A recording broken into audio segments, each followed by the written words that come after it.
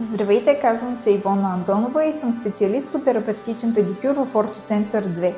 Днес ще си поговорим малко относно мазолите, това как се появяват и как можем да се справим с тях. Мазолите са твърда кожа, образувала се от триене и натиск. Това е защитна реакция на нашата кожа да предпази подкожните структури. По принцип, мазолите много често биват болезнени, съответно сами вкъщи е трудно да се справим с тяхното отстраняване. Тук в нашия кабинет можем да се справим успешно, когато почистим самия мазол в дълбочина.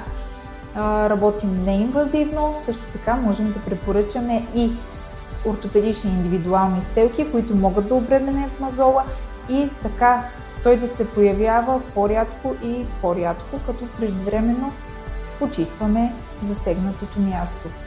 Запишете своя час онлайн в нашия сайт.